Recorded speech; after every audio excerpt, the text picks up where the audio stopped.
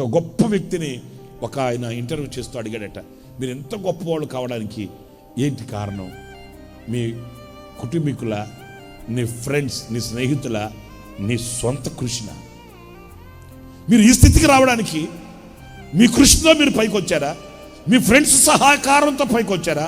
మీ కుటుంబీకుల సహకారంతో మీరు పైకి వచ్చారంటే ఆయన అన్నాడట, నేను ఇంత గొప్పవాడిని కావడానికి 3 కారణాలు.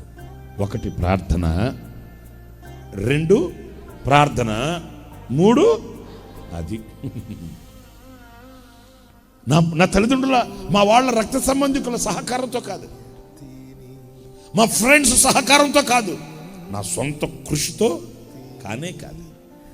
నాకు తెలిసింది ఒకటే, నేను అడుగు వేయడానికి నాకు ఒక స్టెప్ కావాలి. అది నేర్పింది, అది ఇచ్చింది ప్రార్థన.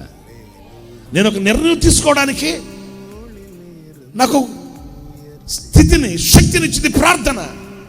నేను ముందుకు వెళ్ళడానికి నా చేయి పట్టుకుంది ప్రార్థన. ఆ ప్రార్థనే లేకపోతే నేను ఈ స్థితికి చేరుకోలేను కదా. నిజమే. ఈరోజు మనకు ఎన్నో అవసరతలు ఉన్నాయి, ఎన్నో అక్కర్లు ఉన్నాయి, ఎన్నో ఉన్నాయి. వాటన్నింటిలో మనం కట్టవలసింది ప్రార్థన అనే బలిపీఠం. హల్లెలూయా.